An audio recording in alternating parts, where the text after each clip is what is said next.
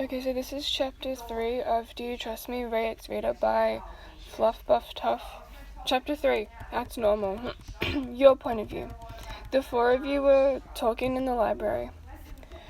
I can't believe she already got another adult. Mom already knows that you two went to the gate. Because of me. What do you think her plan is? You said nervously. They might ship us out early, Ray said nonchalantly. You covered your face in shame, knowing that you could have ruined the whole plan to escape. I doubt she'd do that. Why, Anne? Norman said, trying to reassure you. Why is that? Emma asked. We are the highest quality goods of this orphanage. It would be better for them to wait until we are 12 to ship us out, Norman said. Also, the fact that Wyan told Mom about Norman and Emma, I doubt she believes Wyan is one of the kids who know the secret about this house. So if Mom ever confronts Norman or Emma, they could act like Mom doesn't know. Norman or Emma, they could act like Mom doesn't know about our plan. This could make Mom believe Wyan didn't tell them anything. And you know Wyan, if she was part of the plan, she'd definitely tell you guys, Ray explained, patting your back. Oh, so Wyan is like our secret weapon, Emma clapped. Yes, exactly like that. So, Wyan, most of the time we are forming a plan, you should act like nothing has happened. We can't risk anyone figuring out that you know as well. We will fill you in when we get the chance. Norman said, Okay, I'll do my best to help. But what about the trackers you mentioned? You asked.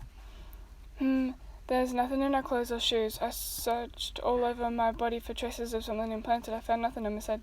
It's probably in a place we can't see, you said. Yeah, but think from the enemy's perspective, Ray said. Everyone went quiet until Norman spoke. Carol, he exclaimed. She might have a scar from where the device was implanted, Ray nodded. So then Wyan and Emma can see if she has the scar, Norman said.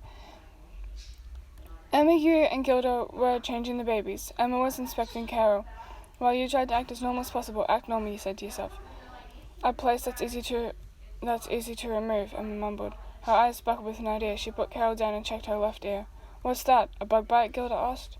No, it's where we got our blood drawn from a long time ago, Emma said. You saw her pinch the ear and feel something inside. It's a lot smaller than I thought it would be. The scar, I mean, Emma said, fixing her sentence. Carol began to laugh like a cheerful baby. Isn't she so cute? You asked Gilda, letting Carol grab a hold of your finger. Gilda nodded. It looks like she likes you, she said, noticing how Carol kept reaching for you.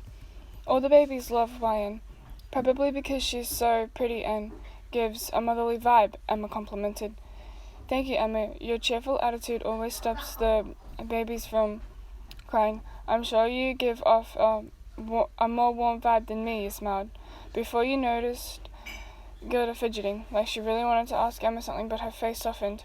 Now, like she forgot about it. The next day.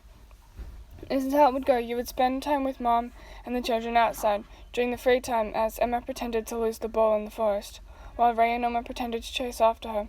This is how they discussed things with each other. Hey, Mom, where's Sister Corona? You asked, searching around frantically, acting like you wanted to play with her. I'm not so sure.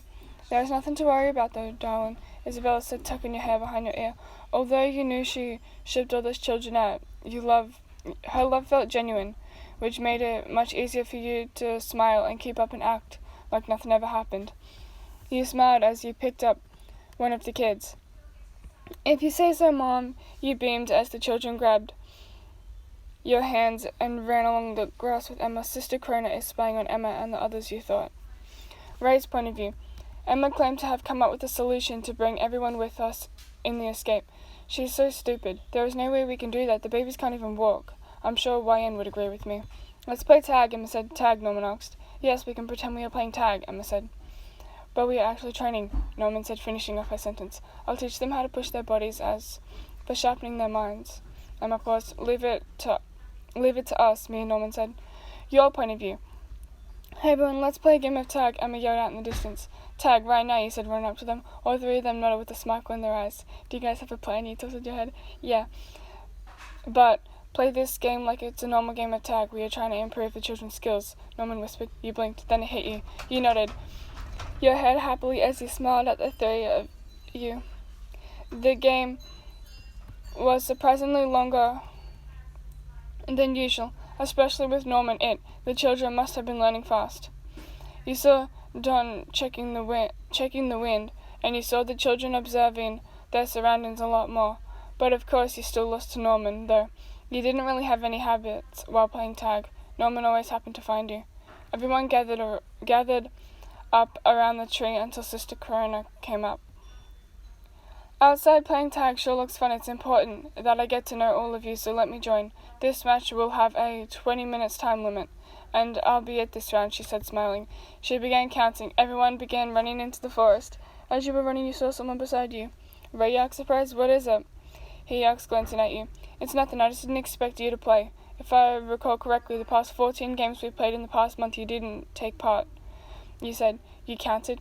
You really don't overlook things. I'm here to observe the enemy, he said, as you both got closer to where the path split. Good luck, he smirked. Thank you, you too. You smiled politely back. You sped up and went to the left path. You hopped on the sturdiest and tall tree you could find and sat on a part of it that was easy to jump and escape on. You sat still, no fidgeting. You cupped your ears and listened. No one's around. I don't hear any of the children. It's quiet, you thought. But then all of a sudden you heard children and then Sister Corona catching them. You then heard Sister Corona run off in the other direction. You hopped down to see what could possibly have allowed her to get a bundle of children caught. On the ground you found leaves with a shape punching on it. She's crafty, you thought, picking one up. You ran deeper into the forest and set up a trick. You never made footprints for some reason, so you decided to put some leaves in the path you ran from and stepped on them to give the impression that someone ran this way. You weren't going to run. You climbed the tree right above the path. Hopefully either she assumed someone really went in the direction of the leaves, or she would think it was a trick and go the opposite way. If she did manage to find you, the tree had a bundle of bushes beside it that you could jump in and run as fast as you can. The bushes made good cover, although she could hear the slight rustling if you ran through the bushes. You could always throw something to fool her. You sat there for a long time. How long has it been, you thought? Even though you wanted to win, it wasn't really fun if there was no surprise. You quietly lunged and jumped off the tree once again. You kept your ears, footsteps getting louder, a lot louder. You turned to see Ray, Norman, and Sister Corona trailing them. You immediately hopped into the bushes, out of their paths, so that both had a better chance of escaping. Before you disappeared into the bushes, you could tell she was thinking either to get you or Norman, but not Ray. Her eyes were focused on the both of you. She must think would be the better options because we are both more feeble than Ray, you thought, sprinting into the bushes. Sister Corona decided to go for Norman. You decided to wait it out in the bushes. You weren't sure if she could catch Norman so easily. From the look of it, she was getting tired. Great job, you guys, Emma cheered in the distance with the children. Emma, you got caught, you said, running over to her. Yeah, she said, laughing. You turned to Sister Corona. That was really fun. Thank you for playing with us. Even Ray played with us for once. You smiled to Sister Corona. It's my pleasure, Sister Corona grinned. Great work. That was a good move. To jump into the side, Norman said, waving at you. It really scared me. She was right behind you guys. If you guys were any slower, the tips of her fingers would touch you, you said, clasping your hands together. I'm not going to lie, I thought you already got caught, Ryan, Ray said with his signature smirk. And why is that? You said, raising your eyebrow, a little offended. I thought she might have gone after you, he said. I thought so too, actually, he said. You picked up Ray's book underneath the tree and walked back inside with everyone.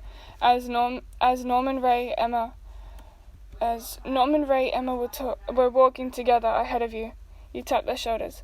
By the way, I read the book you're reading, Ray, and I think it's really fun, you said, looking at the three. The story has so many hidden messages inside. There is a big one on chapter 18. You should definitely read it, guys.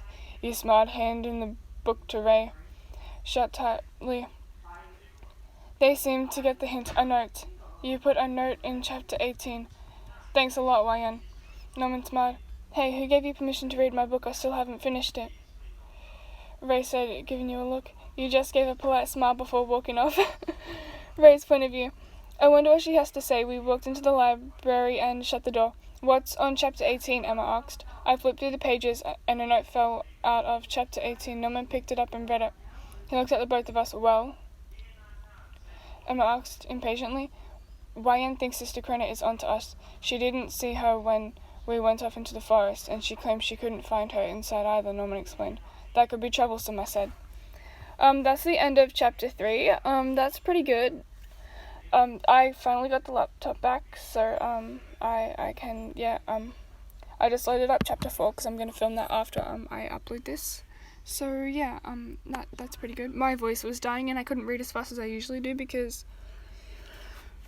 my voice is like exhausted. Like I am myself, I'm exhausted too, but we're just gonna let that be like a whole separate issue.